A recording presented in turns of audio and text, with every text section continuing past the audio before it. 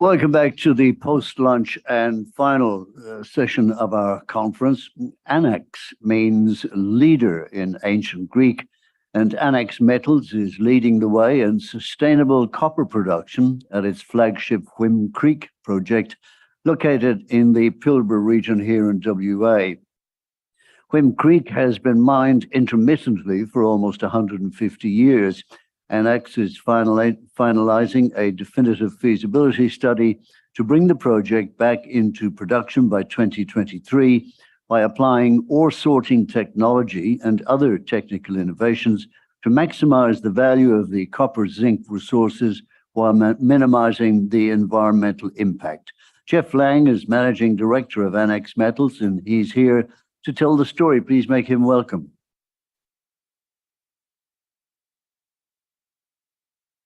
Well, good afternoon, everyone. I hope everyone had a good lunch, and I'm very pleased to be here to be able to tell you a little bit about Anax Metals and our journey to becoming a sustainable copper producer in the Pilbara. I will step through the obligatory disclaimers.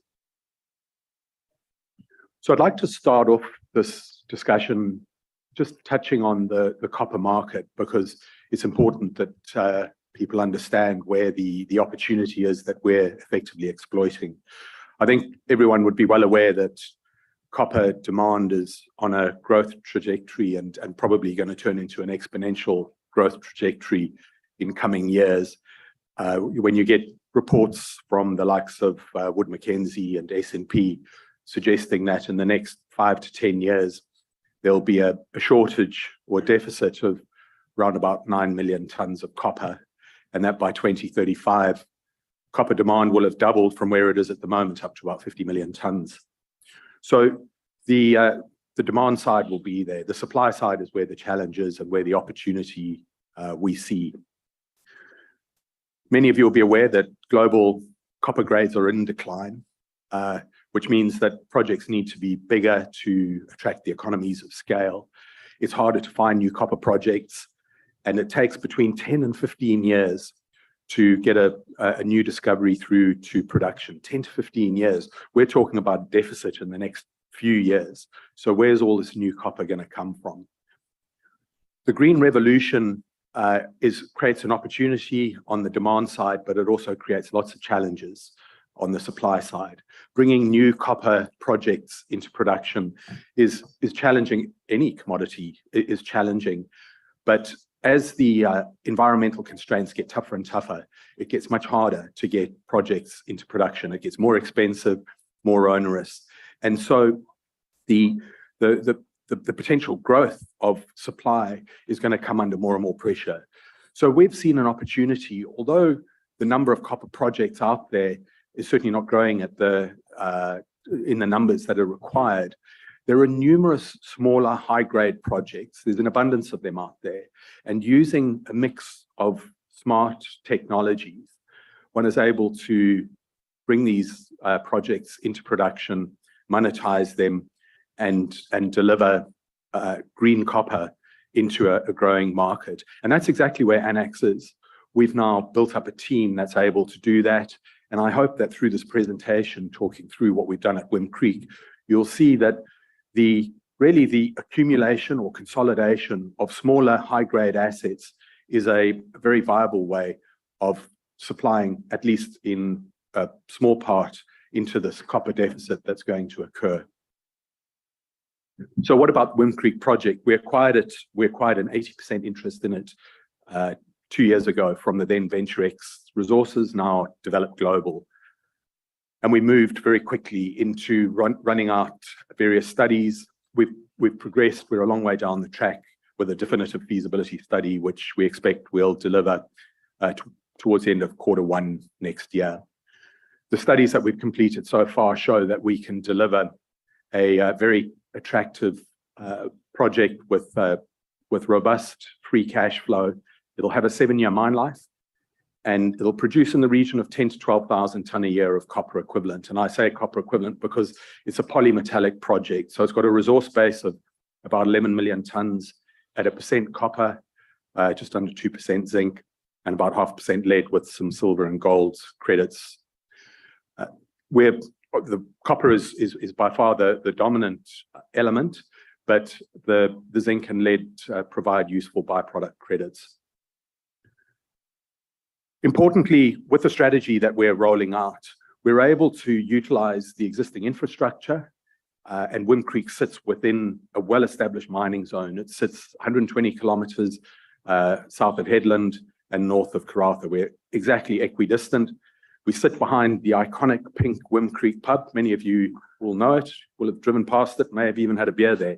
We're hoping to bring that back into operation in conjunction with the owners of that pub, who are the Nalama Group, who are the traditional owners in the area, and we're working closely with them on that. We plan to produce sustainable copper within the next 18 months at a low capital intensity using some smart technology, which I'll tell you about in a second. And importantly, we've attracted the attention of Anglo American, who have offered us 20 million subject to the 20 million US subject to the outcomes of the DFS in project financing. Their interest in this project, it's a relatively small project in the world of Anglo American. Near-term copper production is so hard to come by, and they can see not only the near-term copper production from Wim Creek, but the growth potential from our strategy as it rolls out. So what about the strategy? We're using particle sorting, a combination of particle sorting technology, along with other gravity separation, to effectively shrink down the volume of ore that we process.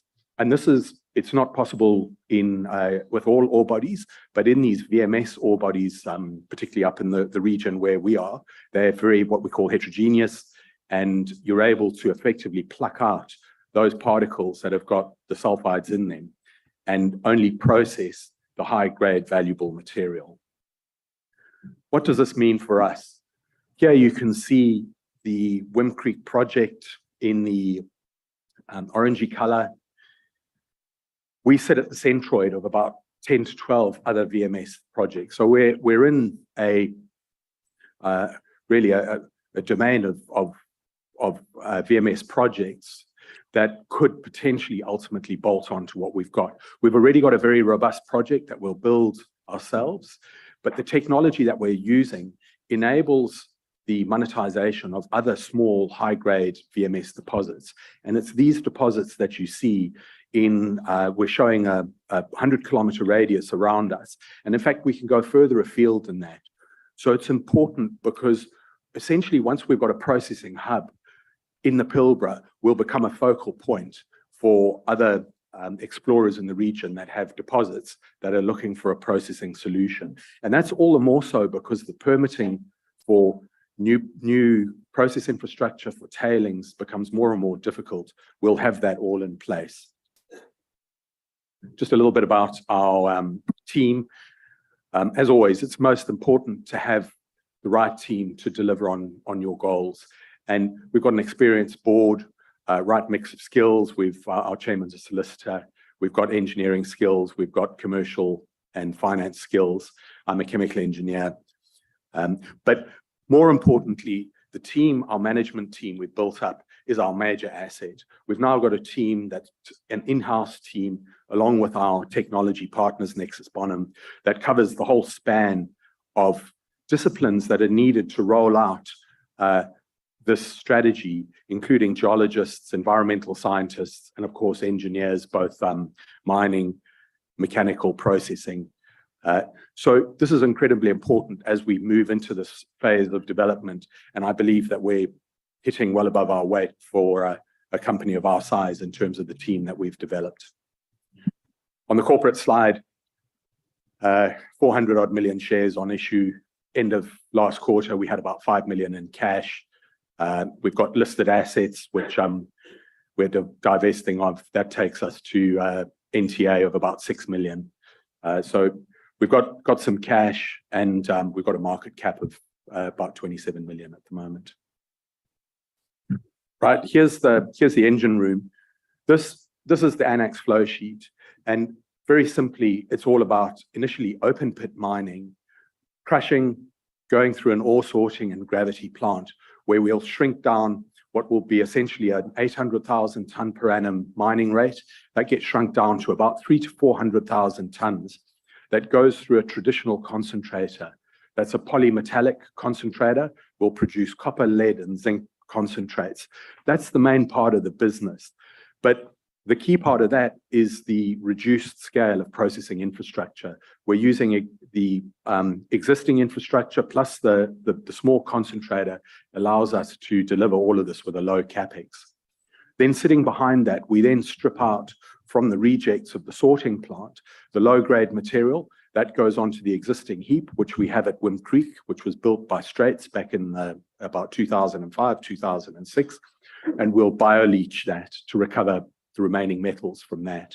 That's a very low energy intensive process, and because we've got all that infrastructure there, it makes sense that we can do that at the same time as running the concentrator. And then finally, we strip out the barren aggregates. Once we've removed all the sulfides, we've got this material that's either going to be engineering fill, or we're actually currently in the process of looking for markets where we can sell it as aggregates. So we're repurposing what would essentially be waste. And in this process, we've been working with technology partners such as the CSIRO, Gecko Systems, who are specialists in modular plant. They'll be designing and building our plant. And of course, as I said, our technology partners, Nexus Bonham. I just dropped the slide in here. I just wanted to show you, this is Mont Capri, which is where we'll start our open pit mining. You can see here, it has previously been mined by Straits. But what I wanted to highlight here, this is a typical VMS style deposit. So you get the high grade material all sits in a cap at the top. So we've got zinc high grade material with copper high grade material underneath it. That's good for us because it de-risks the project. We essentially encounter the high grade material first. And then when you go underneath that, you get into what they call the stringer zone or the stockwork zone. And that's where the ore sorters really earn their keep, because that's where you're able to strip out the high grade stringer material from the background low grade material. This is a cross-section of Evelyn, and we put out an announcement this morning talking about underground mining at two of our satellite deposits. This is one of our satellite deposits. We did some drilling here around about September, and you can see the very high grade intercept that we had below the current resource.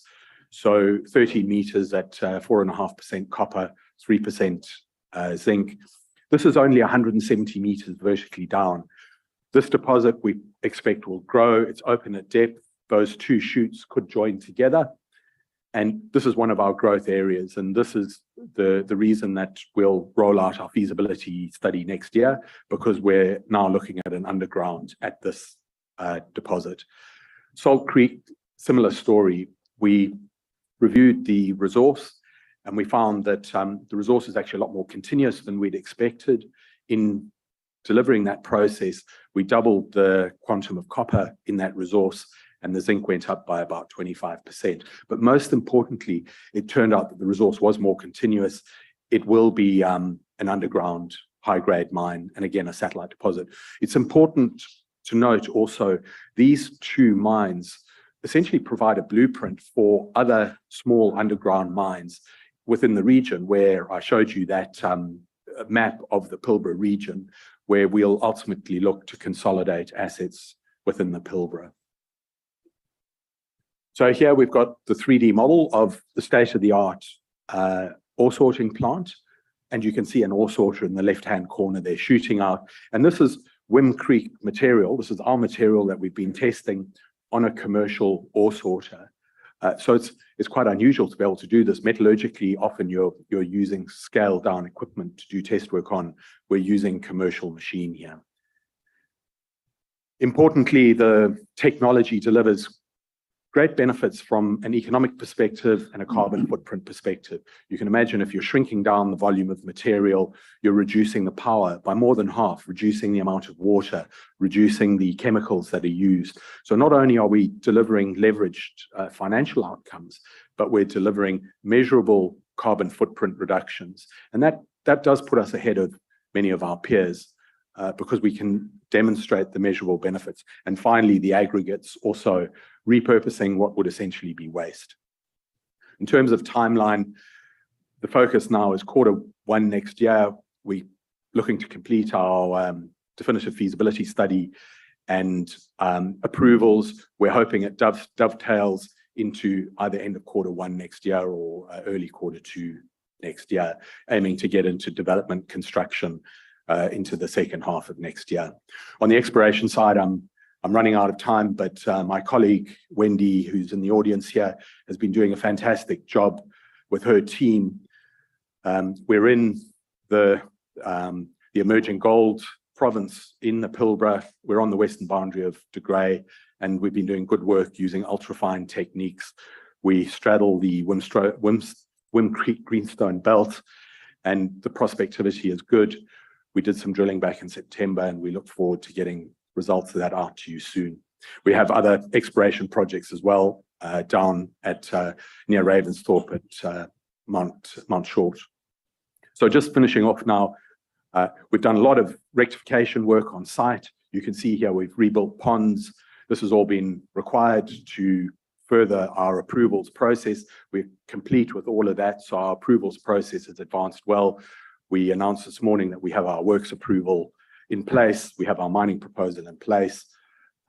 This is all very important for maintaining the environmental integrity around us, and will be very useful in the project going forward. So in conclusion, we're aiming to be a copper producer in the next 18 months. Low capital development cost, producing about 12,000 tonne a year of copper equivalent, very robust cash flows, and huge opportunity to expand, use this strategy to consolidate other assets, both in the Pilbara and further afield. I'm out of time. Thank you.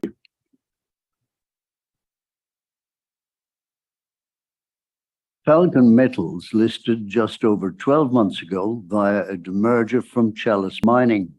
Already it's made great progress at the Pyramid Hills Gold Project in Victoria, in one of the world's great gold mining centres of Bendigo. Here to tell us all about it is Falcon Metals Managing Director Tim Markwell. Make him welcome. Yeah, thanks, Jerry, and thanks to the RIU for the invitation to Falcon to present here today in Perth. So for those of you who don't know Falcon Metals, we're as Jerry said, we just demerged from Chalice Mining last year. Chalice discovered a pretty phenomenal ore body in WA in March 2020, but prior to that discovery, their flagship asset was the Pyramid Hill Gold Project in Victoria, which is one of the premier gold regions in the world in Bendigo. So it was a fabulous asset, but obviously Chalice had a lot to do with Julimar, given it's such a big prize. So they made the pretty sensible decision to spin out Pyramid Hill with a couple of other assets, and we raised $30 million on the ASX in December last year, and away we've gone. And now before I continue, that gold up on the screen there, that's just not any picture. That's gold from a drill intersection we released in July this year at Pyramid Hill at a project called Ironbark. As you can see, pretty spectacular stuff, and I'll talk a bit more about that in a minute. So there's the standard disclaimer. So here's Falcon in a nutshell. We've got Pyramid Hill, 5,000 square kilometres plus in Bendigo, the world's premier gold region. It's 60 million ounces, truly spectacular country for gold, and I think really coming into its own in the last few years. So that's a very strategic asset. We've already put out good results, and we're about to commence a pretty major drill program starting in December. We've also got two WA assets, Viking, which is in Norseman, and off to a good start there. We did our first RC program just recently, and we put out some great results on Monday, which I'll talk about. And we've also got a bit of a sleeper in the portfolio called Mount Jackson, which I'll touch on at the end. Quick corporate snapshot. Our shareholder base still largely reflects Chalice, given we demerged from Chalice. There's no residual ownership. It's all gone straight to Chalice shareholders, plus the new people that came in at the IPO. Tim Goyder, largest shareholder, Franklin Templeton, one of the world's large institutional shareholders, obviously a big Chalice shareholder as well. And Goldman Sachs have been accumulating on market. Share price of around 21.5 cents. That gives us a market cap of 38. But importantly, we have 24 million of cash, which is a great asset at the moment, and that gives us the firepower to do what we want to do. Our EV is only 14 million, so I think we're pretty good value given the strategic value of the assets that we do have in Falcon. And just quickly on the board, we've got really, this is part of the reason I came to Falcon. Mark Bennett is a bit of a superstar in the exploration industry. He's discovered multiple ore bodies that have been taken over, including the Nova Bollinger nickel deposit in WA that was bought out by IGO. So he's great to have. He lives in Melbourne, where Falcon is based. So it's great to have someone of Mark's calibre in Melbourne to draw upon it as required. And also we've got Alex Dorsch on the board. So as many of you probably know, Alex is the MD of Chalice. He was the MD when they discovered Julimar, and he was also the guy in Chalice that pegged the Pyramid Hill project initially. So he's got great passion for Pyramid Hill, and it's great to have Alex's ongoing involvement. Rounding out the executive team, we have Pradeep, who's a very well-regarded CFO. He's been at Syrah and Casbar and a few others. He knows what he's doing. And we've got an exploration manager, Doug Windsor, who's Bendigo born and bred, which is great. He knows the region like the back of his hand. He spent quite a bit of his career flying all around the world with BHP and De Beers, so he's been looking at world-class assets everywhere. He came back to Australia to work for IGO and ran the exploration for IGO up in the Kimberleys and the Northern Territory, and he's come back to Bendigo, where he lives. He lives very close to our projects, actually, and he's there to find the big one in Bendigo. So moving on to Pyramid Hill, this sort of slide says it beautifully. That's like a tenement map of the Bendigo zone, and you can see our permits are in the dark blue here. So we dominate the Bendigo region, which is that is a strategic asset. And the important thing to know about this picture is that red line. That's the boundary between the southern part, which is outcropping Castlemaine Group stratigraphy. They're the rocks that host Bendigo, 22 million ounces, Fosterville, 9 million ounces. And as some of you may know, Fosterville is the world's highest grade and most profitable gold mine, and it has been for a few years now. So this is a truly spectacular asset, and that's why Bendigo is really coming into its own in the last few years. So that's below that red line. Above that red line, you get the same geology, the same stratigraphy, but it goes under some Murray Basin sediments. So the old timers sort of just ignored it because the quartz veins were sticking out of the ground in Bendigo and Fosterville and Ballarat, etc. But as soon as you go above that red line, it goes under a little bit of cover. And it's accessible with an air-core rig. You can explore this, and we've shown that that's possible. So above that red line, the Victorian government believe there's 32 million ounces as a mid case of undiscovered gold. So there's a very big prize here indeed. There's every chance there's another major ore body to the north of that red line. And I think you'll see we've got the biggest share of permits above that line and the best chance to find something. So that's what we're about. We've got hundreds of kilometres of strike of prospective structures on our permits under that cover. So I think there's every chance that we can find one of these ore bodies. Before I move on, I'll talk mostly about Ironbark. Oops. Ironbark, which is there in the middle. That's where that front picture came from. Carry up the north and Wandoo here in the middle part. Wandoo is interesting because Wandoo is only 20 kilometres from Bendigo. And as you can see there, it goes under a little bit of cover. So it's never really been properly explored, even though it looks like a very good target to us. And it's quite extraordinary that you can get a target like that so close to Bendigo, where 22 million ounces were mined.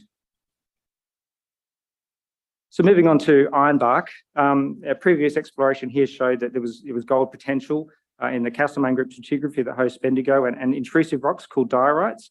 And this is what we looked at. This is a hot off the press image. This is some drone air mag we only flew. We only got this picture on the weekend, so we haven't fully assessed it yet, but I thought it was a great backdrop for this slide. So we first started drilling at Ironbark North and Ironbark South here. You can see the diorites stick out here. We got some reasonably good numbers. But last year we did a line of air core over here because this looked like it was an interesting structure and could be a diorite. And we got 13 metres at 1.5 grams that was open at depth, and we got another 9 metres at 0.9. So they were pretty good results. And diorites are great targets in Victoria. There's several diorite gold mines in the eastern part of Victoria in the Valhalla goldfields. And the one we like to look at or compare it to is Cohen's Reef, which that was 1.5 million ounces at 32 grams. So diorites are great targets. So we're pretty excited when we got these numbers out at Ironbark East, and that was before we IPO'd.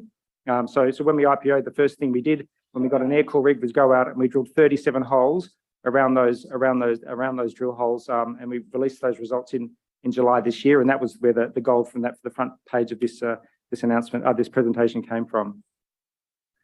So it's better to look at that information in cross section. So air core hole 1030, it returned 40 metres at 2.8 grams, including 26 at 4.2, and you can see all the 10-gram hits there. So this was truly a spectacular intercept with lots of free gold, lots of coarse gold. The interesting things to note about that intercept is the top 2 meters had quite coarse and nuggety gold, as you saw from the photo. So there is the potential for some smearing down the hole, but that gold has not come from very far. This is angular, coarse gold. We think it's very proximal to the source. And also importantly is there's evidence for primary mineralization down the hole in the diorite, which is what we're looking for. So this is a very interesting result for us. There's a lot of gold in this cross section now. This is still quite wide space drilling. There's a couple of 100 meters either side that we still need that we can infill in between. And what we'll be doing is sending in an air core rig and drilling all around this and really trying to get an orientation for which to do a diamond drill hole. So this is a very exciting prospect for us, and we can't wait to get in there and start drilling. You will note there is a diamond hole that you can see here. We drilled that before we got the result for hole 1030. We had a diamond rig available, and we really wanted to just take a look at the rocks. So we drilled this just to see what it looked like, make sure it was a diorite, make sure it was a good target. But in hindsight, looking at that result from 1030, it's really opened up this eastern contact here. So when we go back, we'll really be focusing on that and seeing what we can uncover. So we'll be drilling there shortly as soon as we can get a rig onto the ground. Moving on to Carry, this is an interesting one. It's the one we've done the most work on. It's a 4 kilometre long footprint that we discovered with an air core rig. So it's a 4 kilometre long air core anomaly. It's a great target for us. It's a very large footprint, and this is what you're looking for when you're trying to find a big ore body. Last year we got some great diamond drill results, including 5 meters at 14 grams, and that included 2 meters, 2.2 at 32, which is a very nice number.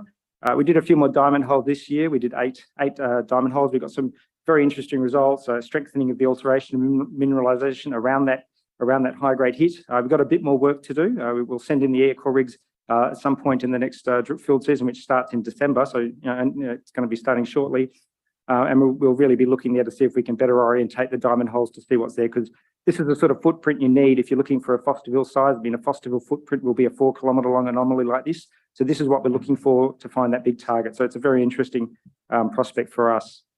Now, what this has also given us is a big data set, because we discovered this from scratch. So we've now got the pathway from first pass exploration all the way through to diamond hits of 5 meters at 14 grams. So what we did is we've used this to benchmark all the new prospects we have at Pyramid Hill. So we stripped out all the drilling other than the very first pass, and we compared that to everything else we've done drilled in the portfolio.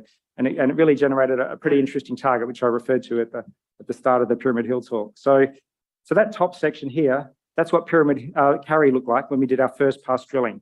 So we did 20 holes in January 2019, and you can see there we had 3 holes greater than 25 ppb and 1 greater than 100. So it's not spectacular, but this led us to do infill drilling around that central Carry trend area, and that's where we got the 5 meters at 14, etc. So the process worked.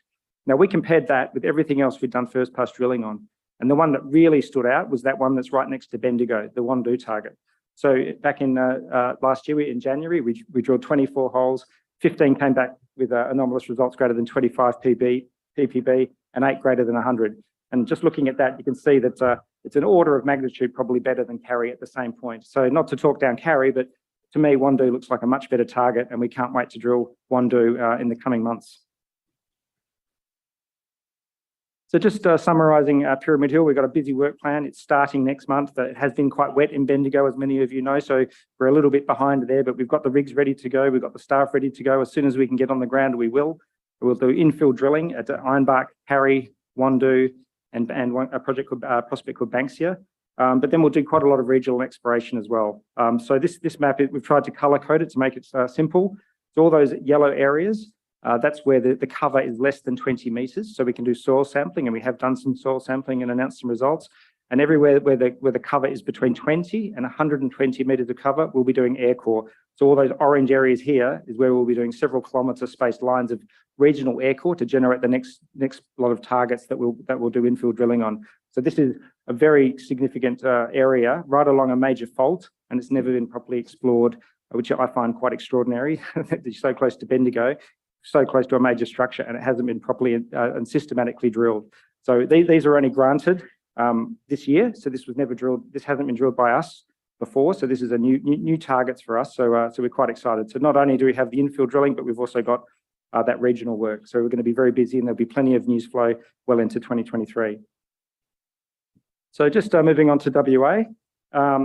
This is the one we announced results for on Monday. This is the Viking project. So it's in Norseman. It's in the Albany-Fraser part side of Norseman. So very interesting stratigraphy that hosts Tropicana and Nova Bollinger, the several world-class ore bodies in the Albany-Fraser. Viking is an ex-Anglo Gold prospect. They discovered it in 2011 after they discovered Tropicana. They defined some small oxide zones, got some good hits, and for reasons we don't know, they walked away from it, gave it to a junior. They ended up running out of money, so it ended up getting picked up by a company called Metal Hawk, and we did a joint venture with them, and away we've gone. So we've just done our first drilling program.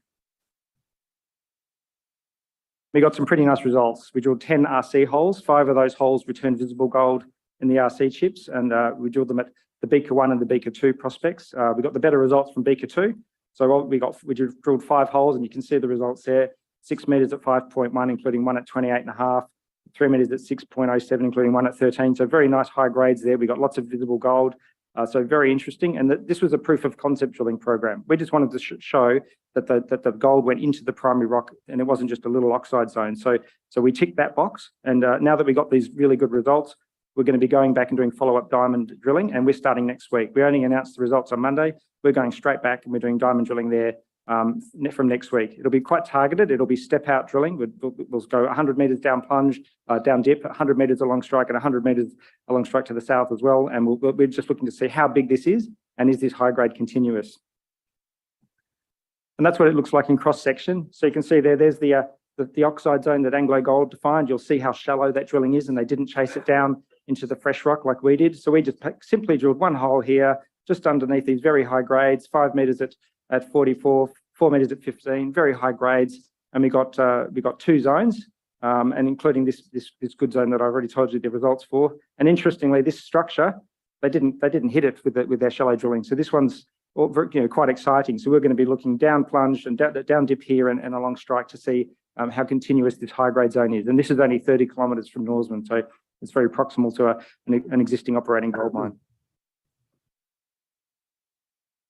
And just quickly, so there's Beaker 2 here, there's Beaker 1, that's where we did our drilling. And what we've also uncovered is there looks like there's a shear zone that's quite prospective to the northeast. So we'll be looking at seeing that goes under a little bit of cover. It hasn't been explored by Anglo Gold. They only did very shallow drilling. So this is quite prospective as well. So there'll be a bigger picture here too. And just finally on Mount Jackson, this is a bit of a sleeper. This is just a 5 kilometre long greenstone belt that's never been explored. We've done some soil that's got gold on it. We'll go in and do some infill soil and do some air core and really see what's there. But it could be gold, it could be base metal, it could be batteries. It's a new field and it's never been explored before. So this is quite exciting. So that's Falcon, a great team. Several company making discoveries in the team. Massive ground holding in Bendigo, 5,000 square kilometres. High grade results at both Pyramid Hill and Viking, and we're drilling in December at both projects. So and we've got the cash balance of 24 million to do it justice. So thanks very much. E79 Gold Mines is led by Ned Summerhayes, an exploration geologist with over 15 years experience exploring in both Australia and overseas. E79 Gold Mines is actively exploring on its 2 large projects in highly endowed greenstone belts within Western Australia. Please welcome Ned Summerhayes.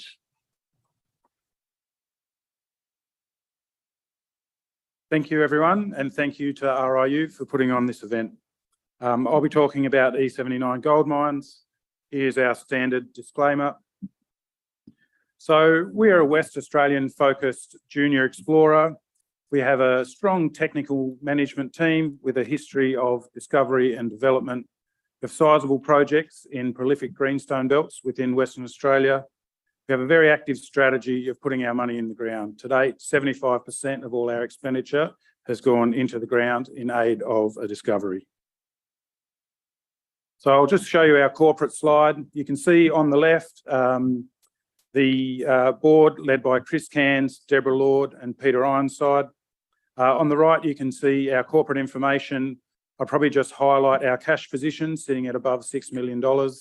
We have quite an active exploration program and we have the cash to keep on with these programs. We have 2 projects in Western Australia.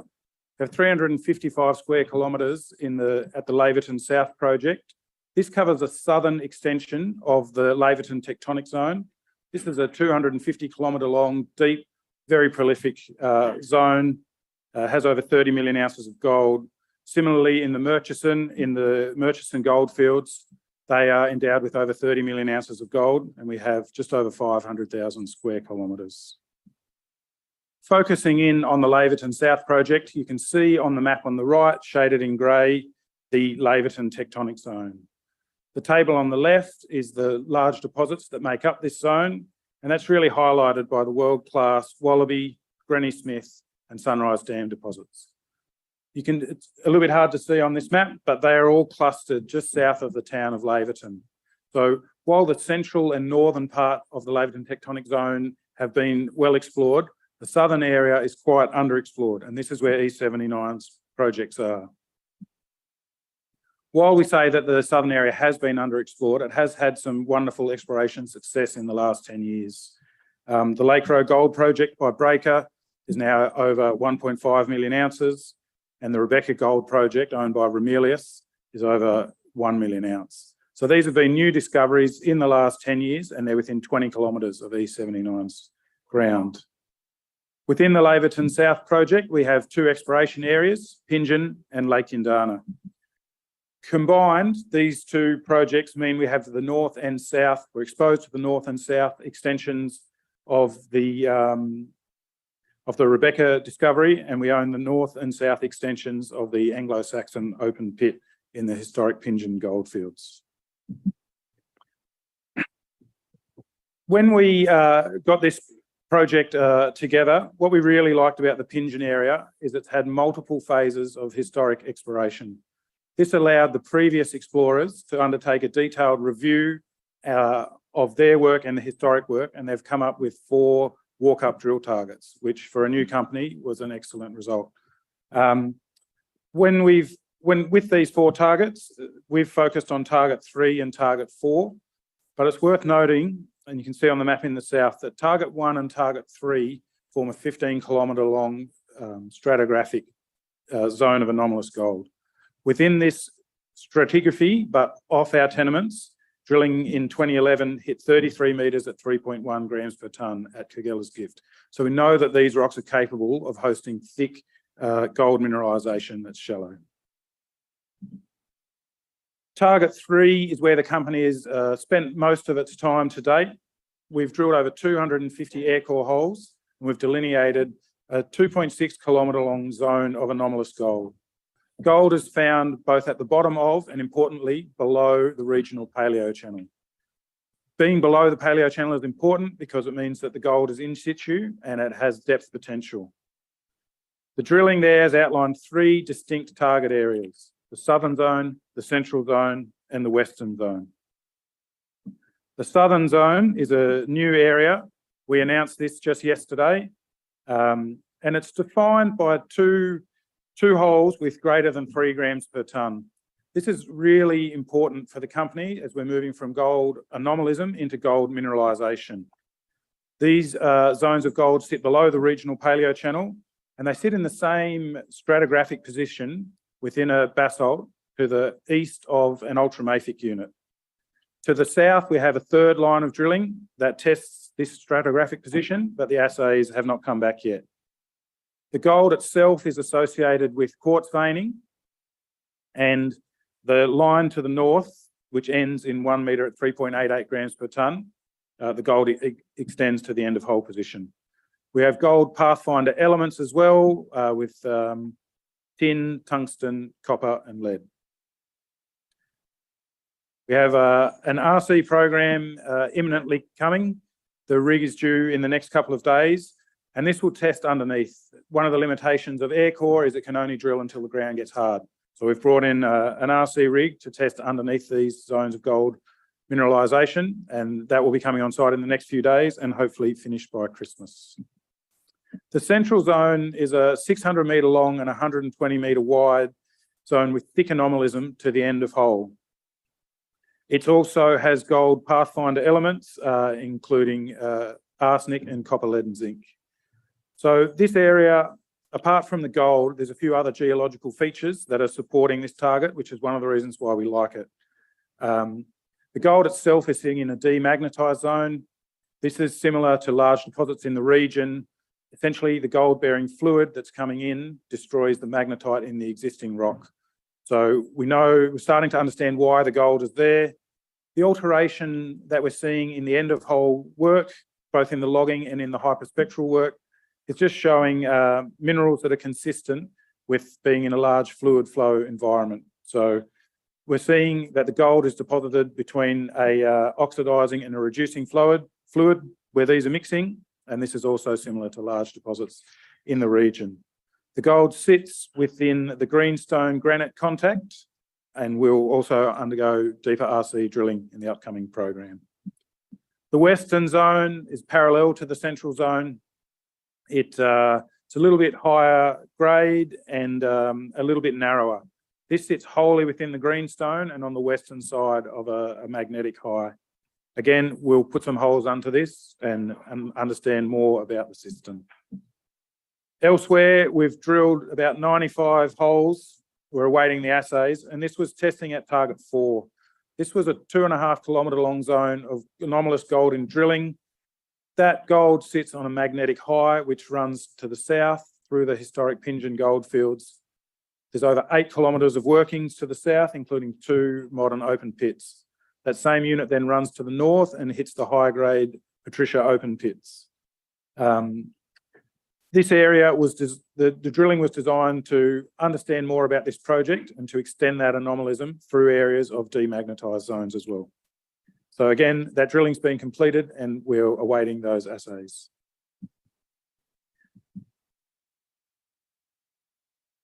Elsewhere in the Laverton South project, we have the Lake Hindana exploration area. This is a fantastic exploration opportunity for the company. The area was historically mapped as a less prospective granite, and it was largely ignored by historic exploration companies.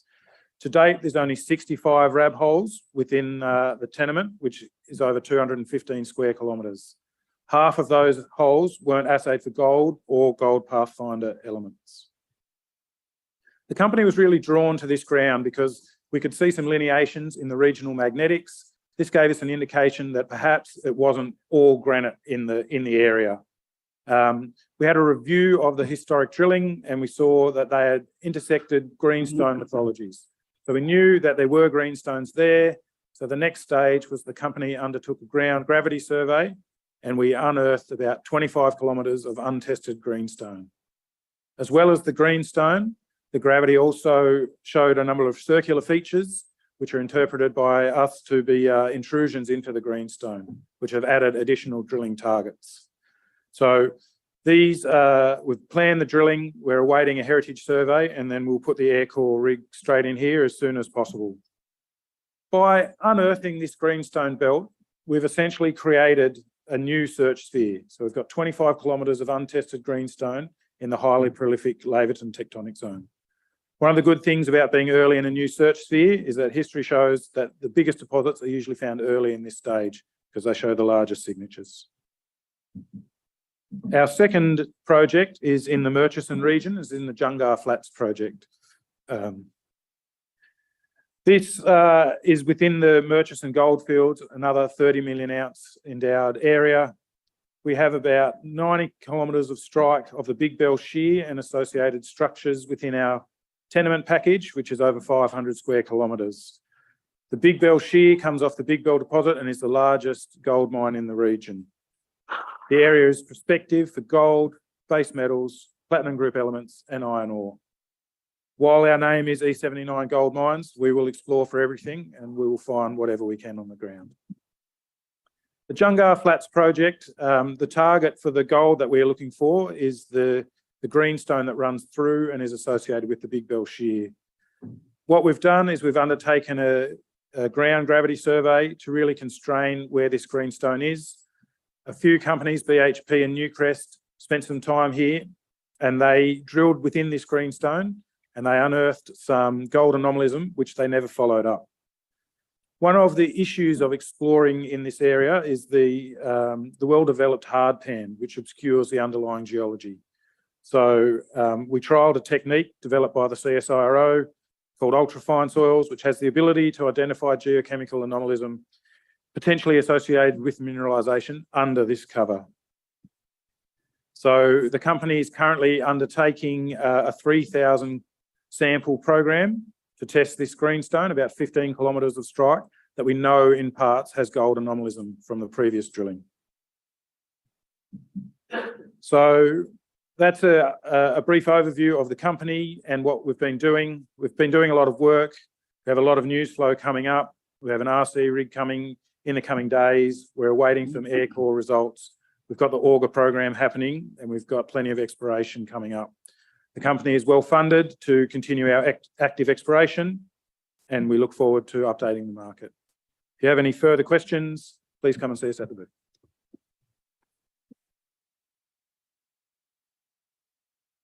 Adavale is a junior explorer with focus on the exploration of nickel, sulfide, and uranium. The company's Kabanga, Jirani, and Lahuma nickel portfolio is within the East African nickel belt of Tanzania. It lies alongside the massive 59 million tonne, 2.62% Kabang nickel opportunity, in which BHP has taken a $100 million strategic stake, and their uranium project, which is in Australia's most prospective region for uranium in South Australia. Adavale is currently undertaking a critical 8,000-metre drilling program, now underway, on prospective conductors identified at the Kabanga Jirani nickel project in Tanzania. David Riekie is Executive Director. He joins us now with the Adavale story. Please make him welcome. Thank you, Jerry, and thanks for being a great chairman throughout this conference. Special thanks to Jackson and Charm for putting on this conference. Thanks for all those that are attending. It's the latter part of the day and second day in the conference, but glad to see so many faces in the auditorium. And special thanks to those that are joining us online. The actual title demonstrates what our objective is. We are looking to uncover a Tier 1 nickel sulfide discovery in this East African nickel belt, on which we actually have a dominant position. If you need to find monsters and you need to find the elephants, you need to go to where they've already shown and demonstrated that prospectivity, and we're sitting right alongside one in Kabanga. We're blessed in the sense that we both have an exposure to nickel, which most of our dollars have been spent on at this point in time, but we also have a very interesting portfolio in uranium in South Australia. As mentioned, we consider that we've got the dominant position within this East African nickel belt, and I think this area is going to become an area of greater levels of interest because it's actually positioned and poised to be a hub for nickel processing as well in this region, and that's a consequence of BHP coming into this Kabanga nickel and putting its money where its mouth is. And I think that with every exploration program and exploration company, there's a process that you'd like to be able to demonstrate, which you can replicate and actually show continuing success and improvement as you go through. So we've taken some time to establish what we consider is to be a good dedicated methodology, which is now starting to show some real outcomes. And that started with a gravity program over the area, approximately 1,000 square kilometres, conducted over the front part of this year, which has actually enabled us to delineate some of those areas which we've decided to do some heli-EM. The program that has been mentioned and titled on the slide here is that we're undertaking an 8,000-metre program. Predominantly, it's going to be a blend of both RC and diamond, but with the view that the RC will be through the weathered profile that we're encountering, and the diamond is actually going to unlock the real value with the core that's going to be coming from it. The objective is to target areas up to about 300 metres, but we've already made that obsolete in the sense that some of our holes we actually anticipate drilling a bit further because we've got that level of correlation with some of the conductors that are now being uncovered. I think in my view, having had that African experience, the team that you assemble will actually dictate the beachhead that you've created in a country. And in any African country, you need that strength and support to actually enable those sort of key events to happen and for things to keep moving forward. We've handpicked our team. We're blessed with that. We've got a general manager that has actually been identified by our chairman, Grant Pearce, and he demonstrates those levels of connectivity and ability to problem solve in Africa. We've just recently completed a $3 million raising, so we consider ourselves well funded for the current programs that we've got here. And by way of this slide here, we can also demonstrate the fact that we have a number of options that are outstanding and hopefully will be in the money very shortly. They're sitting around about 3 cents, as is our share price. So that will entitle us to approximately $3 million over a 11-month period. So we see that as an opportunity to continue to fund the exploration that is ahead of us. As I mentioned, our chairman, Grant Pearce, he's had that African experience, specifically in Tanzania with his time with Resolute. And he has an outstanding affinity with Tanzania generally and the people. Order of Australia demonstrates the merit of the human and his humanity, and that's been well received by people that we're working with in country. My background is in uranium and nickel, and a function of roles that include non-exec director and CEO and chairman roles. John Hicks can lay claim to actually being an explorer of real merit and standing in the nickel space. He's discovered Savannah North and other areas at his time at Panoramic. So we'd like to have that level of experience in our team, which also extends to our Chief Executive Officer and our CFO and Company Sec, Leonard Math, who's also had African experience. I keep referencing Africa and experience. It needs to be an important feature of your dynamic and your profile to have that measure of success that we're all chasing. 500 million shares on issue, roughly $15 million in market cap, sees us also with a number of options, like I said, outstanding, and a representative ownership by way of board and management of 6%, which we think will increase because we have performance rights that will be dictated by discovering resources. Our objective is to find opportunities that will be delineated in a resource of merit to JORC standard. I won't dwell on this, but we are a bit of an outlier in this conference. There aren't too many people that can lay claim to the fact they're outside of Australia and they are in the nickel space. And we also have this exposure to uranium. The nickel sulfide deposits are a rare beast. They are rare and in demand. And it looks as though that we're driving towards a situation where you'll focus on those areas that have demonstrated prospectivity. We are blessed in Western Australia. We also have that feature in Canada. And we also see that Tanzania demonstrates the same level of opportunity. It's earlier in the piece, but interestingly, there's been a lot of exploration over a period of time that has actually been stalled by a number of factors outside those owners over a period of time.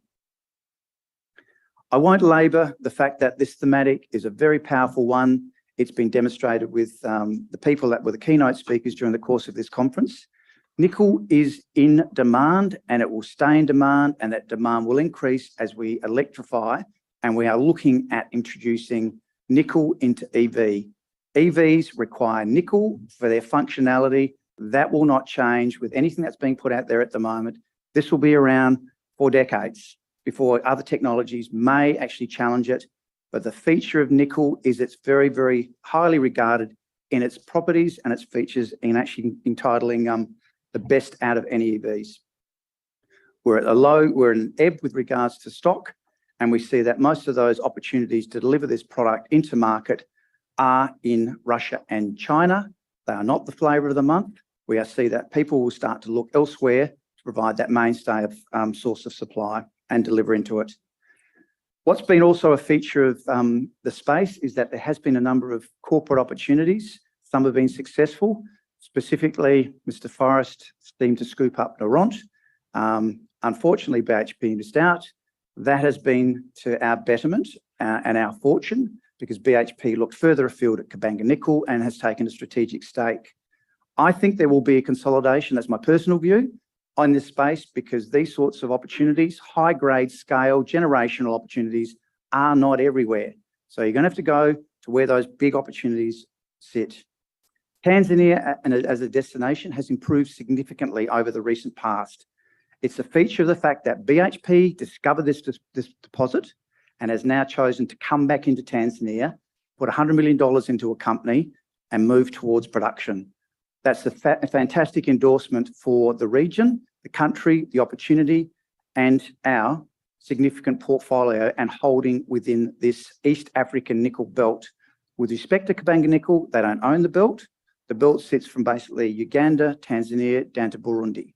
So we have a dominant position in this belt, and we think we need to go where the elephants are found. So we've actually taken the view that the areas around that are most prospective with our gravity and our EM is a feature of why we ring-barked those areas. They were available, we pegged them, we are now unlocking the value.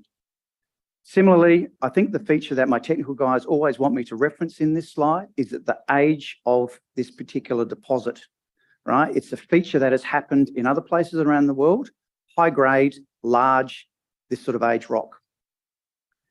Kabanga, to put it into context, it's circa 60 million tonnes, it's 2.5% plus credits. It's a monster. It is the largest undeveloped nickel opportunity in the world, and we're alongside it. And we think that actually is going to demonstrate some great prospectivity with the drilling that we're now doing to unlock the value, to give us the catalyst that's going to move us and project us forward. I will not labour on this slide. Have a look at the presentation. Please come back to me if you've got any questions. And at the booth, we have some presentations available for people to take away if they so wish. And if they're old school like me and they like the paper versions of a lot of these things. We got the ground in 2020. We've moved forward. We stepped out. We did the gravity. We've moved to heli. We've identified those areas. We're chasing a resource at the end of next year. Why? Because we're all motivated, because we've all got performance shares driven around that. We are here to drill and unlock value. I won't labour this. You've got a sequence of events that need to happen to unlock and demonstrate prospectivity in an area. It needs to be methodical, it needs to be diligent, it needs to be prioritising, and you spend the dollars as wisely as you can. So we've gone through those processes to rank the highest prospectivities in our mind, and now we're undertaking the drilling. A little bit of technical stuff. I won't labour this. We didn't have a number of sources of relevant information that gives us a good understanding as what Kabanga looked like. That information is not public. It's Africa. It doesn't actually lend itself to making those details available. However, we've got some clever people that have gone back and said, what would Kabanga look like if they just ran some gravity over it? So we've used that same re-engineering, back engineering to understand what the actual megagale reference would have shown if they'd run gravity over it. So we've used that as a template. Now, in addition to that, if you overlay what you need to do, which is not only the gravity, but the EM, you've got another coincident and correlation happening at the same time. We've already done soils. Because we have a weathered profile, you don't get that same level of definition and delineation as to where you should be drilling. So we've taken the time to go from 1,000 square kilometres to 200, down to about 50 or 60, and that will be refined further. These deposits, they sound quite big, but their footprint is not massive. Mining is a number of these little pockets in our ground holding that could demonstrate that level of scale of opportunity. Circa 500 metres, it goes down about 1 kilometre, 30 metres by way of mineable widths. So they're not massive, but they're sitting between 10 to 40 million tonnes with the right SG and the right grade. Again, grade is super important. The drilling campaign underway started in October. We've actually drilled 2 holes. We've collared with RC and moving to the 3rd hole. We've actually gone to great lengths to engage the local community in our exploration activities. So our local RC rig, you can see there, is operating well, and it's actually providing a cheaper alternative to go through the weathered zone so we can actually move into the diamond drilling. You're going to see more of these slides in the upcoming announcements going out to market. And what we're trying to do is to actually provide people that level of why we're doing what we're doing, coincident, gravity, EM, drilling, understanding what sits beneath, which are these are conductors. Now, they won't all be rich. We're finding that if we can delineate them and actually get the holes cased, and we can actually put down downhole EM probes, we'll have a greater level of understanding as to what lies below. It's a learning experience that we're going to actually develop over our program. I've highlighted here a couple of those areas that we think are most prospective. We actually started at HEM2. The slide up there, HEM4 is actually where we're going to move to next. We've collared that hole. We're going to be drilling that very shortly. We're moving over to HEM7 and HEM9 and 8 on the western side of our tenement holdings. We're currently on the eastern side, and we'll start the decision and that prioritisation over the coming months. Just put everyone in the context, we're drilling about 50 metres to 70 metres a day. We're looking to basically get as much of that level of continuity of activity so we can actually move through this drilling program. So it's going to go into February. The actual community focus, you need to operate with a social licence in Africa. It's pretty obvious. So we've taken great pains to choose those community-focused opportunities that are going to put benefit into the community there. We've actually chosen to use Bridge to Aid and Varka Health Foundation, which is effectively a health-focused opportunity. I've got a couple of minutes left to speak about the uranium. Unfortunately, it's the second slide. So we've focused most of our money and efforts in the nickel, but we should not discount the value and opportunity that sits within what has been a legacy asset, and it's a foundation asset of the company. We've got a significant ground holding here. We've actually moved from about 400 square kilometres to 1,000 square kilometres. We've actually started to do something a little bit quirky. We've used helium signatures to actually delineate where we might have some opportunity. We've then overlaid some some gamma surveys to give us that level of focus in and around those areas of greatest prospectivity. We've taken some rock chips and then we're moving to a very shallow air core program, cheap, shallow, and it's giving us the ability to move towards, hopefully, a resource if the emplacement of the uranium is going to be in the right style and the right grade.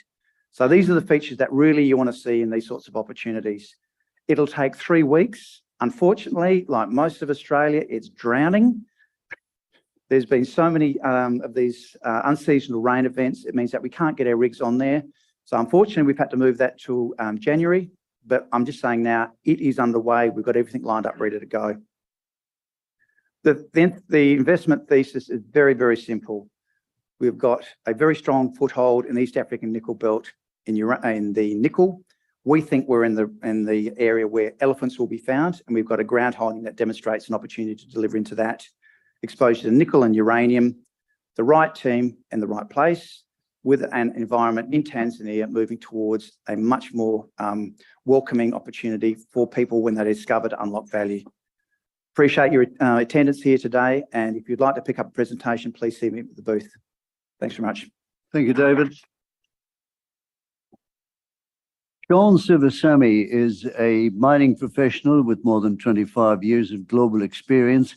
He's the founder, director, and CEO of MetalsGrove Mining Ltd. His professional contribution includes mineral discovery and improving the efficiency of mining operations. He holds a master's degree in geology, and he joins us now. Please welcome Sean Sivasamy. Thank you, Chair. Thank you, RIU, for the wonderful conference. The MetalsGrove, we assembled this project last year and listed July this year, about 5 months here, old baby us. We have a two high quality projects in Western Australia and three advanced exploration project in Northern Territory.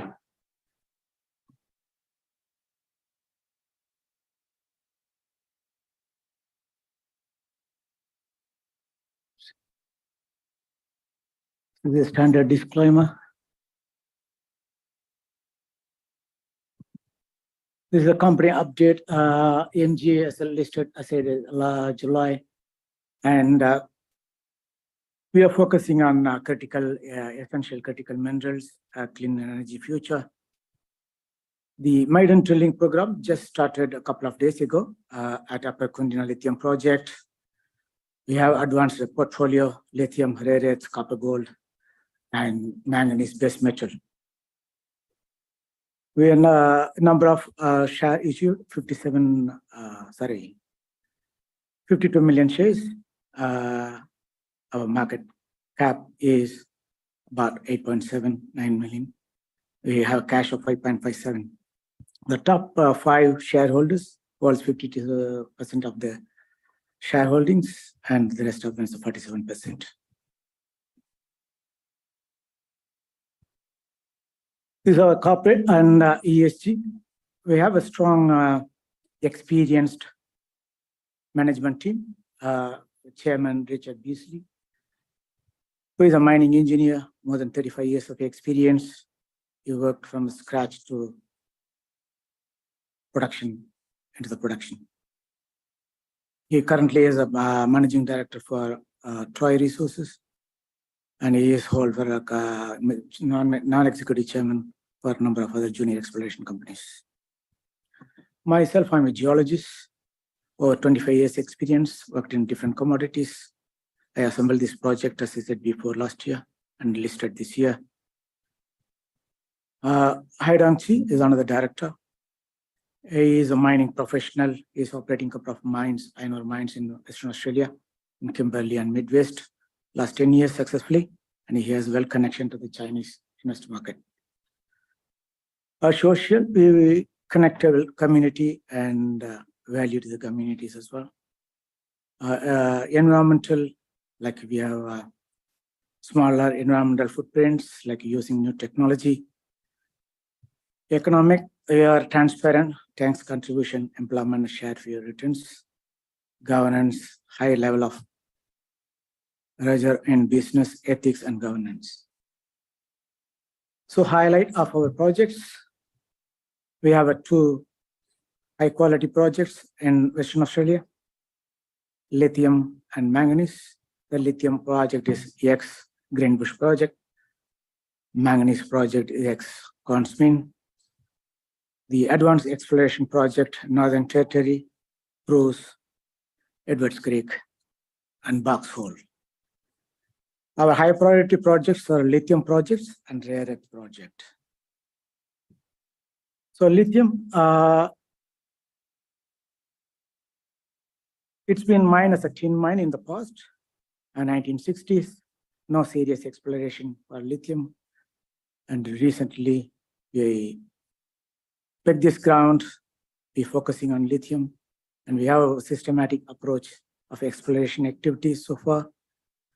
And we have finished soil sampling, geophysics, air mag and radiometric survey, and detailed field mapping. And put together all this data, and we come up with a narrow down the drilling target. Just we commenced drilling a couple of days ago. We just finished 6 holes, so another 50 holes to be drilled. Rare earth, just as I said before, we had a systematic exploration. We finished mapping, air mag survey, radiometric survey. I'm just waiting for heritage surveys to be done.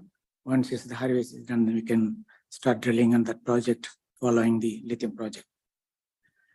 Copper, gold, and base metals. It's been historically drilled by a number of companies and explored by a number of companies.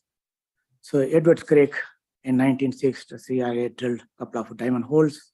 It's in the sector 4.5 meters, 2.5% copper.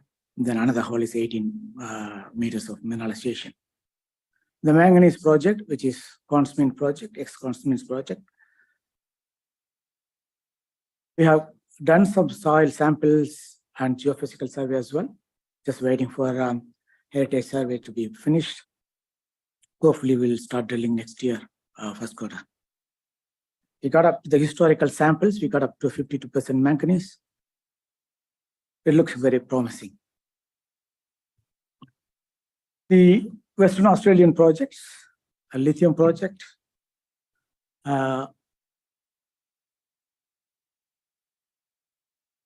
Here there is Upper Kundina, that is manganese project. You can see that's the Pilbara granite, the upper contact and the lower contact. In the upper contact, you can see that Wagina, Mineral Resources, Pilbara, there's Exaltura and Global Lithium. The lower granite contact, there's a lot of activities happening at the moment. So we are one of them. We put together all this data and we just the drilling. The manganese as well, we have finished all this work, just waiting for the heritage survey to be done, then we'll start the drilling. The Upper Kundina lithium tin tantalum project, just like overlay, the correlate with the mag survey, air mag survey with the thorium and potassium ratio analysis. You can see that's the above 500 ppm anomalies, just that's the corridor That's the corridor. It's well correlate with the anomaly. And you can see that's the tantalum. Tantalum, we got up to 100 ppm on soil, which is really good. Where the number of other companies in the Pilbara, their resource, if you look at their table, they're about 50 ppm in the resource. The 100 ppm soil is fantastic grade. Then we did some heat mapping based on the lithium, just on correlate with the tantalum. This is the number of heat areas, priority areas. We just started this drilling this target, then we just following this area.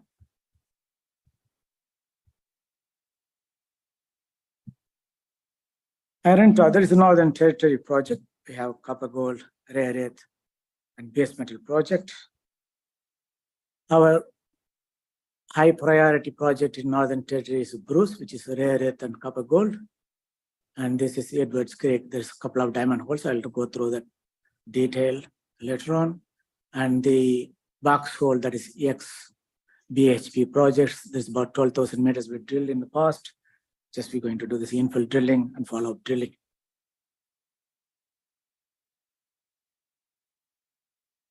This is the field mapping outcrops. There's the pegmatite outcrops. Then there are historical mines, 3 historical mines. That is the gold copper prospect. You can see that the MAG survey, it highlights number of targets. It's well correlated with the recent rock chip samples. We got up to 450 ppm total area oxide and 350 ppm heavy rare earth oxide and another 250 ppm magnetic rare earth oxide. That gives us a very confident that that has a potential. Then follow-up drilling is required. That's what we're planning, drilling after completion of the lithium project. This is the gold project up north. We got the surface rock chip sampling and the soil samples. We got up to 53 grams per ton gold and 3% copper and 16% silver. There's a unique assay results which so far we got. And again, here you can see that the 2 different geology. There's a major structure running through. And then you can see that's the historical mines, which was mined in 1960s World War II. This is another exciting project for us. This is total outcrop, the drilling, the historical drilling and the sampling. It extends about 7 kilometers. You can see this number of grades. It's about 13 meters, 2.5% zinc, which is from the surface. There's a big elephant deposit. Just we need to find out that the major mother lode of the zinc deposit. We have got all this mining approval like PO, mine management plan and access agreement. We're just waiting for the heritage service to be done. Once the heritage survey is completed, we'll just do the follow-up drilling next year. This is our copper gold project, which is drilled by CRA. 2 diamond holes, 2 RC holes, 1960s. It's about 4.5 meters and 2.2% copper, then another 18-meter mineralization. Between these 2 holes, it's about 250 meters. What we're planning is just doing some infill drilling and test the down dip extension of the mineralization. And recent site visit, field mapping, that is the discovery of a new copper occurrences. There's one of the sample, it is a 0.81%. It's about nearly a percentage copper from the rock chip sample.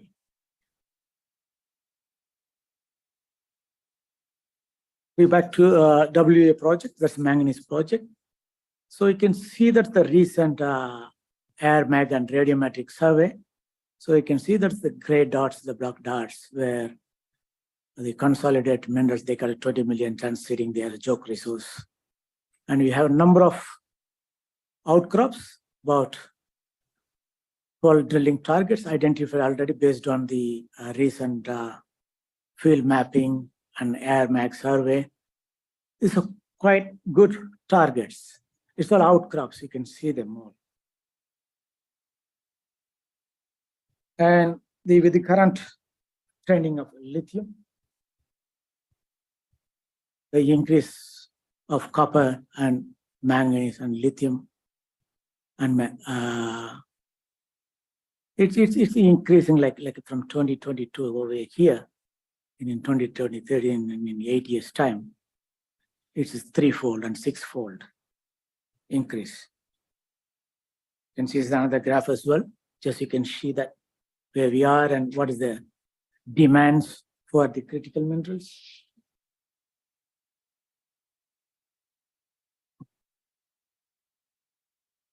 Near term, this is the value for the shareholders. We just kicked 3,000 meters RC drilling program, just finished 6 holes. And then we try to finish the drilling program just before the Christmas. Then we'll continue the follow-up drilling. The first phase of assay result we are expecting January, end of January, first week of February. Bruce project, which is the drilling will continue after the Upper Continental Lithium project. The maiden drilling program, Woody North, expected to commence early 2023 to test the broader contactor.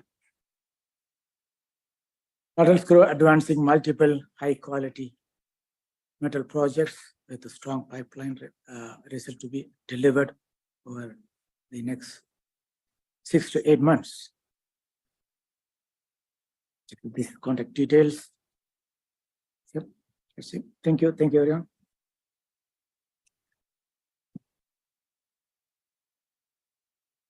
Thank you, Sean. Advance Minerals Executive Director Keith Middleton is an experienced company director and corporate advisor of ASX-listed companies specializing in the Australian and international resources sector.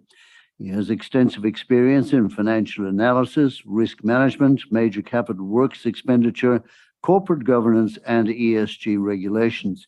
He's the former managing director of American Rare Earths, where he had direct accountability for mining operations and exploration activities, coupled with strategy formulation, project evaluation, and investor relations. Please make him welcome, Keith Middleton. Well, thank you very much. It's the second to last slot, so I think everyone that's still here has done a great job. It's a bit like speed dating. So I'll take you through our organisation in about 15 minutes and really try and get across the message to that we are a US-focused, US-based strategic metals explorer. The presentation I'm giving today has been released to the ASX, and all the details sit within the ASX platform. Very simply, there's really a few things I'd like to share with you. That is that we are focused on the US, particularly in the Western Rockies district. We're building a pipeline of strategic metal assets, and we have a lot of experience in that sector. We have a very tight capital structure, and we have a lot of experience on the board in delivering projects that create shareholder value. We have a tight shareholder structure, and we have a very modest market capitalisation. Myself and Jeffrey Hill are the Australian-based directors. The remainder of the team is North American-based. And I think if you want to get something done in the North American precinct, you really do need people on the ground. Geoff Hill's a corporate participant over many, many years and has built and chaired a number of very successful ASX-listed companies. The rest of our team, as I've said, are North American-based with a deep understanding of strategic metals, rare earth elements, and have brought a number of projects through to production. Why are we in the US? Look, I think the thematic's been repeated by many people, but it's just worth continuing to repeat the fact that it's a very favourable jurisdiction. There's a very clear permitting path that is understood by all parties. There's fantastic resources available in the US for junior exploration and mining activities, and there's a massive transition that's taking place that's giving all companies, particularly in the resource sector, enormous government support. Why is this occurring? Well, very simply, we think that the energy transition that is taking place in the US is sparking America's next mining boom. And they have a history of producing mines. Obviously, Australians are very good at the junior exploration stage, but the US has a number of highly productive mining precincts and districts. And we've identified two projects in Idaho that have historical copper and historical gold mining activities. Why do we think copper is important? Well, it's been said by everybody, so I'll say it slightly differently, that copper is very much part of what is the infrastructure play that becomes the electrification of the US electrical supply. I think we all know that the green technologies, the wind, the power, the solar power is effectively a decentralized electricity network. And in order for that network to work, you need an enormous amount of infrastructure, and that infrastructure needs copper. And I think we've all seen the statistics about the demand for copper going forward. And as such, we're in that space.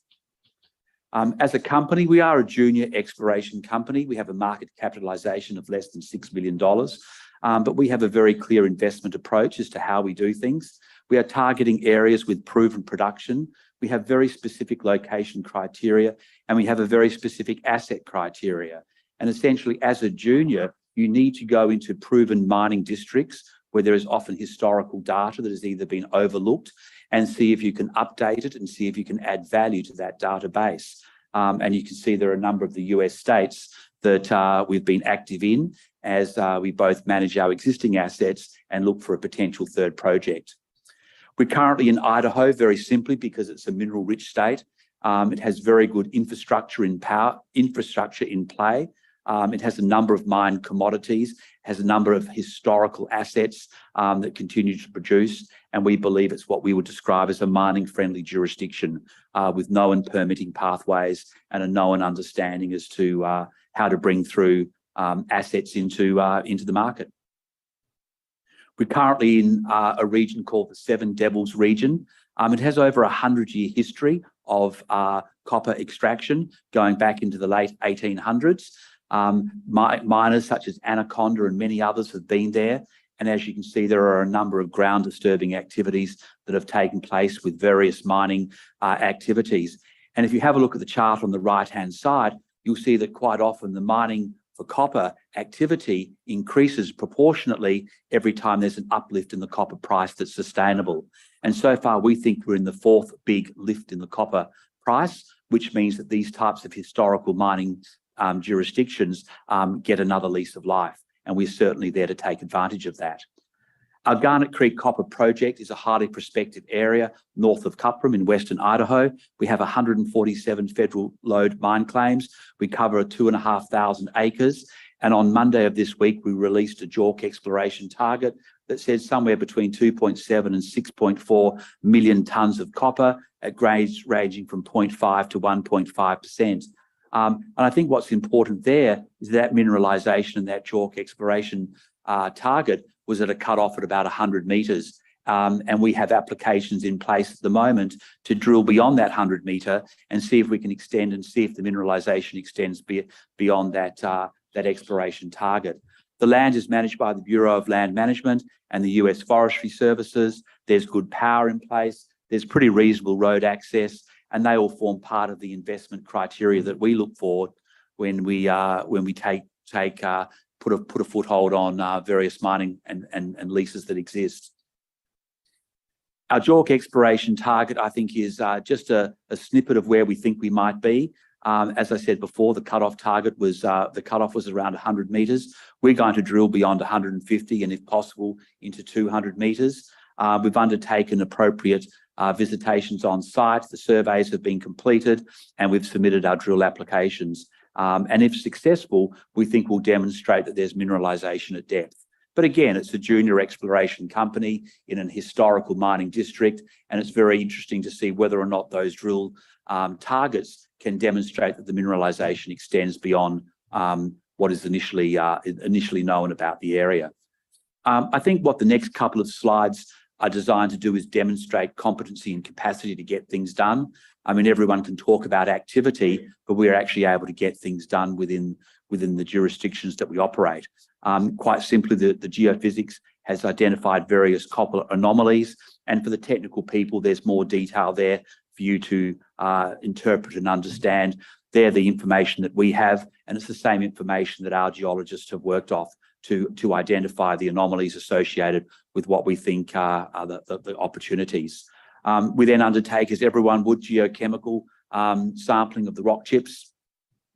I think what's really interesting for us is just as, even though it's a 100-year-old mining district, there are literally just rock chips everywhere with copper mineralization. Of course, the geologists go out there and they pick the best looking bits they can find and come back and say, we've found a rock chip with a 20% copper grade. Well, of course you have. That's why you were there. So, but look, I think it just tells you that this is a highly, a very interesting area, and both the soil samples and the rock chip samples give every indication that the mineralization is there. We think there are enormous opportunities for discovery at depth. We've identified various zones, and again, the technical team have put together the appropriate computer-generated schematics as to where they think the mineralization may lay.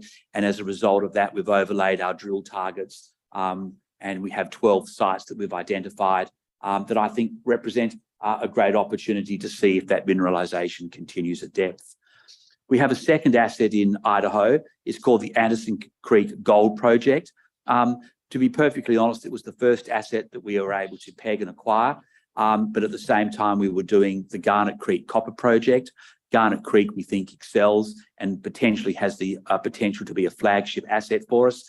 That nonetheless says we've also got a gold project. Very similar criteria for us to have acquired it.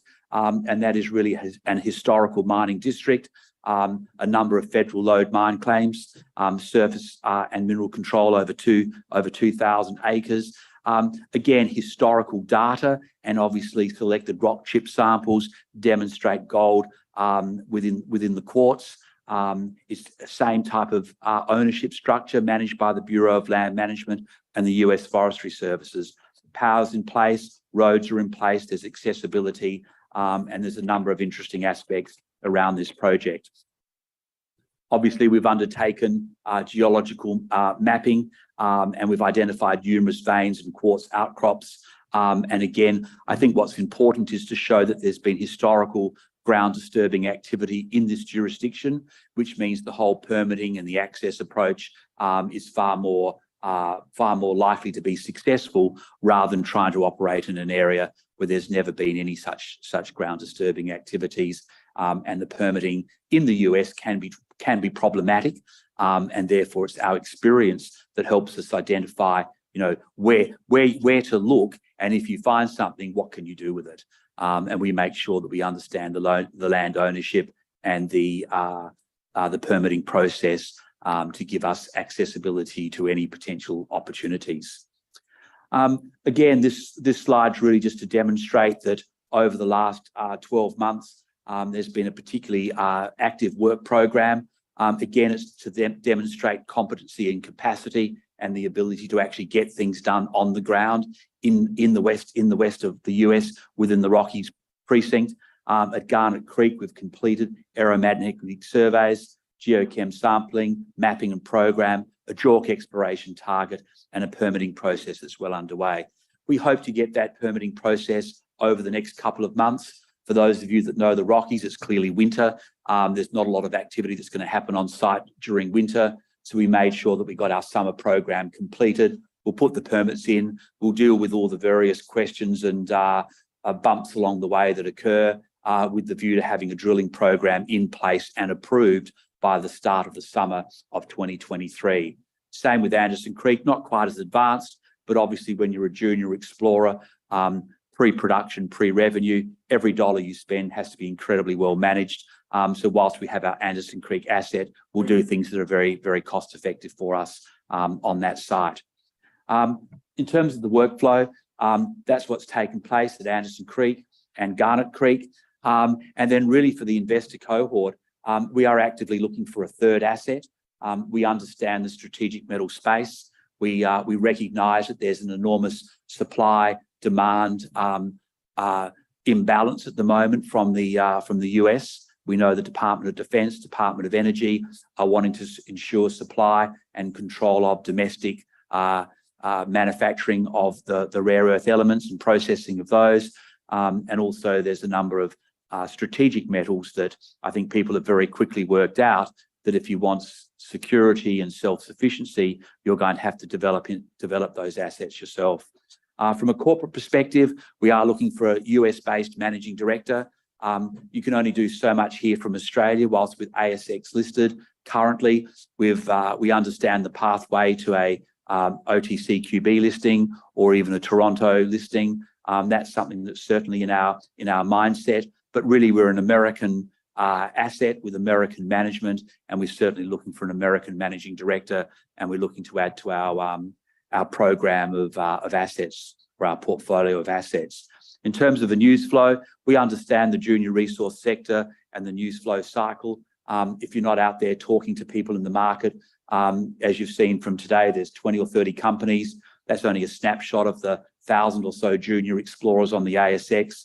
And you need to have that aspect of your business model, in place and well understood, and make sure that there's something interesting to be talking to the market about on a reasonably regular basis, but hopefully talking about activities of substance that demonstrate that you're creating value within the assets that you have.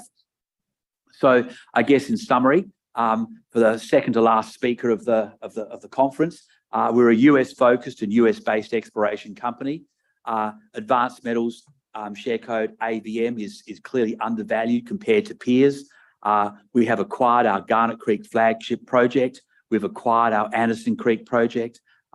We've a number of strategic metal opportunities that we've identified and that we're assessing. But interesting, in talking to people in this sector over the last couple of days, there are a number of stranded assets that are looking for an opportunity to become part of a strategic metals play, where the company understands strategic metals. We have people on the ground in North America, and we're able to take advantage of the Australian ASX capital markets by being listed. We're building a portfolio of strategic metal projects. We have a very experienced board and management, and we're looking to add a US-based managing director. So that's our story. As a non-executive director come executive director, is actually fantastic fun to be involved in another exploration company that is out there looking for assets in what I think is a very exciting period, particularly in the US, as they take hold of and I think undertake the next mining boom in the US. And if you don't have any exposure to the US market, it's a very known jurisdiction. There are so many advantages of working within, I guess, a tier one jurisdiction that I think gives all investors opportunities to think about having an exposure to a US strategic metals play. So thank you very much for listening, and hopefully I've kept on time. It looks like the flashing lights says I've done what I could do. You did. So thank you very much. Perfect. Thank you, Keith. And so to our final presentation, ladies and gentlemen, New World Resources Ltd is an Australian company focused on the exploration and development of mineral resources projects in North America. Managing Director and CEO Michael Haynes has more than 25 years' experience in the international resources industry. He has explored for a wide variety of ore deposit styles throughout Australia and extensively in Southeast and Central Asia, Africa, Europe, South and North America. Please welcome Michael Haynes. Thank you. Thanks very much for the invitation to present here today, and I appreciate those who have attended here in person, and I very much appreciate you persevering, and hopefully I can capitalise on Keith's introduction, where I reinforce that the US is a fantastic jurisdiction to do business, and I reinforce that there is abundance of opportunities there. New World Resources for the last 3 years has focused its efforts on an old copper deposit in northern Arizona. It's in sparsely populated northern Arizona desert country. It was discovered in 1890. There was mining from between 1916 and through to 1970. Only 70,000 tonnes of ore were mined through that period. A little bit of exploration was done in 1975, and over the last 3 years, we've taken an old historic mining centre and we are turning it into a very, very exciting development proposition by making the deposit bigger and by moving the Antler copper project to production. Antler is one of the highest grade copper deposits in the world. Paul Howard, analyst at Canaccord, has a database of, I think it's around 830 copper deposits. And of those copper deposits, he rates Antler the 30th highest grade copper deposit in the world. So whichever way we look at it, it's very, very high grade. And with that comes opportunity. We see it as a very high margin development proposition because of the grade. And so in low copper price environment, we will be able to make money. But in the foreseeable future, where we expect a much higher copper price environment, we will make extremely good money. And I'll run you through some base case economics as I talk through the slide. Just corporately, we've got a market cap of $61 million or thereabouts, with about $6 million cash in bank, a little bit less having spent over the last month since our most recent quarterly. I would say we are heavily undervalued given the asset base that we have, given the cash flow potential we are proving, and given the enormous exploration upside that remains. The Antler deposit is located up in northwestern Arizona. It's about 2 hours to the south of Las Vegas and about 3 hours north of Phoenix. It's in a very sparsely populated area, which is a real positive for bringing a project into production. Typically in the US, the closer you are to population centres, then the more problems you have. Where we are, we're 15 kilometres from a town of a couple of hundred people, and along the road that leads from the town of Yucca to our project at Antler, then we see 9 or 10 dwellings along that road. It is sparsely populated, and indeed a lot of those people are applying to us for work. So we have a supportive local jurisdiction. But not only that, we have fantastic infrastructure. We have an interstate highway that's running through that town of Yucca. We have transcontinental rail, and 40 kilometres to the north of us is the town of Kingman, where there's 30,000 people, a skilled workforce. Great place to be doing business, a great place to be building a mine. And indeed, these attributes will mean that our capital cost of development is low and our operating costs will be low because this infrastructure is already in place. And where we are, it's a proven district. Our style of deposit is what's called a VMS, a volcanogenic massive sulfide. Many of you in the room would be familiar with Samfire's DeGrussa deposit, same style of mineralisation. These are typically polymetallic deposits, as is ours, typically high grade, and with the high grade comes opportunity. And indeed, with the high grade also comes the opportunity to build a relatively modest CapEx mining operation. Previously, as I said, Antler was discovered in 1890 and it was mined through to 1970, but only very small scale mining. So over that period, only 70,000 tonnes of ore have been mined. But what caught our eye was the grade of that mineralisation that was mined. Almost 3% copper and 6% zinc, or around about 5% copper equivalent.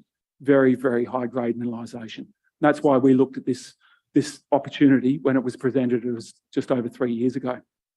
But more significantly, in 1975, several exploration holes were drilled on very wide space drilling, and they discovered mineralisation over 600 metres of strike, 550 metres below surface, all of which was massive sulfide, high-grade mineralisation. And that's what tipped us over the edge and got us involved. We saw that that was a base case for a much larger system than the 70,000 tonnes that had been mined previously.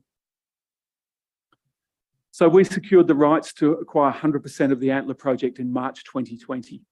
We had a 4-year option to acquire 100% interest. And we set about, a week after executing that agreement, we set about exploration. We started drilling just as COVID hit. And I think our entire team will vividly remember it. It was quite a difficult decision to make whether our team should actually be in the field or whether they should be back home with their families. Fortunately, the team decided they were best to be drilling, that probably remote northern Arizona was the best place they could possibly be. And so our team started drilling in March 2020. We have not stopped since. This is one of the rare occasions where the project has got better and better the deeper into the project we go. Normally as explorationists, and most of the stories we've heard over the last 2 days are exploration stories. Normally as explorationists, we drill some holes, get some results, make some decisions, and sometimes go back to that project and sometimes we'll have another phase of work program. This has been one consistent concerted work program since March 2020. We have not stopped because the results get better and better. Now, I don't want to dwell on the details, but what I will look at over the next couple of slides is this grade thickness long section. It's illustrating the number of meters that we've intercepted in drilling times the grade on a copper equivalent basis. And to put it in perspective, red zones are greater than 40 copper percent meters, and magenta zones are greater than 60 copper percent meters. So to be in the magenta zone, we would have had to intersect 15 meters at 4% or 10 meters at 6% or better. So it's got to be very, very high grade and very thick mineralisation to make it into the red magenta zones here. We started drilling in March 2020. By October 2021, we were extremely confident we had a viable mining operation. So we exercised our option early. So we took 100% ownership of the project. So the project could never, the terms of the acquisition could never be changed and the project could never be taken from us. So no matter what happens in the equity capital markets, New World will remain the owner of this project. A month later, we declared a maiden resource on the project, and that resource was 7.7 million tonnes at 3.9% copper equivalent. Now that 3.9% is on a metallurgically recovered basis. So if we took 100% of the elements in that equation there, we would be reporting 7.7 at 4.6% copper equivalent. Doesn't matter which way we look at it, it's very high grade.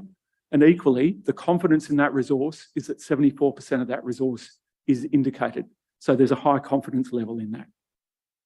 That was the status of the project in November 2021, so 12 months ago. Since then, we've used that resource to undertake a mining study to outline some potential economic parameters. But equally, we see that there's value to be realised by making the resource bigger and bigger. So we've continued to drill deeper and deeper. Indeed, in the last 12 months, we've drilled another 45 holes underneath the limits of the information that we had for that resource. So the resource, the November 2021 resource had 75 holes. We've drilled another 48 holes underneath that resource. Next week, we will announce the results of the updated resource. And it will be another interim resource because the mineralisation remains open at depth. But what we can see here is below that black line, we have continued to intersect very thick, very high grade, very predictable mineralisation in two subvertical shoots that we call the main shoot and the south shoot. So unequivocally, we have substantially increased the resource base. The impacts of that are that we should be able to improve on the base case economics of developing a mining operation here.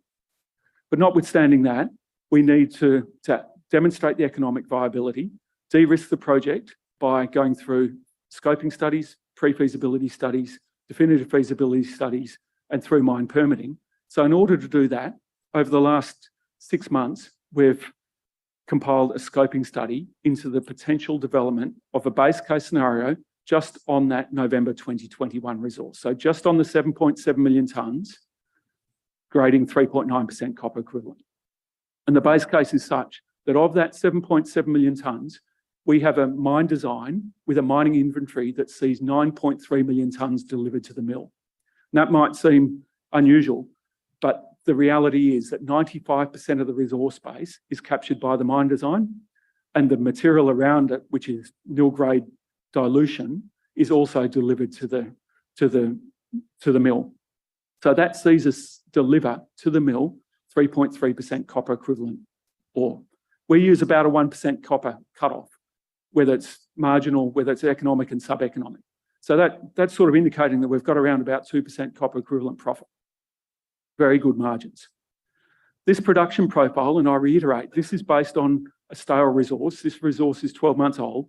This sees us deliver about 271,000 tonnes, or produce 271,000 tonnes of copper equivalent metal over an initial 9.5, 10-year mine life at a rate of about 1 million tonnes per annum. Very modest capex, $200 million US capex. That's a capex that New World itself can manage in its own right. We are likely to attract 60-65% debt for the economic parameters of this project. So it's not a huge burden for New World to fund the equity component of this development in its own right. With these metrics, we see revenue of about $2 billion and free cash flow of just under $1 billion based on that 7.7 million tonnes, which if we discount that over the 9.5, 10-year mine life that we've got, that discounts to about $525 million pre-tax. The production profile sees us produce around about 30,000 tonnes of copper equivalent metal, of which about half is copper itself, and the rest are byproducts of zinc, silver, gold, and lead. On a cash cost basis, if we think of copper equivalents, the cash cost basis is $1.66 a pound, and I've converted that to tonnes, $3,600 a tonne of produced metal. Today's copper price is about $8,000 a tonne, but let's use $7,600 a tonne. So on a cash cost basis, if the price is $7,600 and the operating cost is $3,600, our margin is $4,000 a tonne on those metrics. And just to flick back to the previous slide, we anticipate producing around about 30,000 tonnes of copper equivalent metal a year.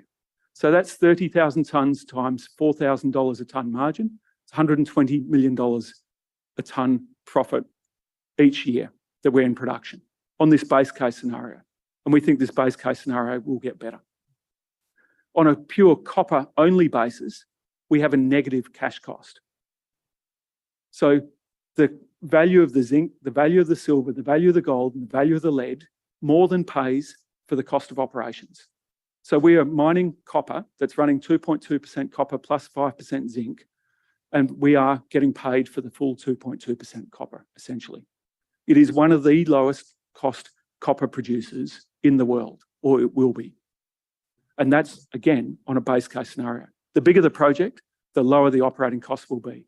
And we've clearly demonstrated that we have got a bigger resource, and I firmly expect that we will have lower operating costs than these because we will get economies of scale. I anticipate that we'll be producing at a rate faster than 1 million tonnes per annum, which itself means that we will be producing more metal at lower costs, and so the economics are just going to get better and better. So in order to do that, then we have been focused for the last 12 months on continuing to expand the resource base, because expansion of the resource base sees us give us the optionality to do two things: extend the mine life, and most importantly on the NPV is to have a larger production profile.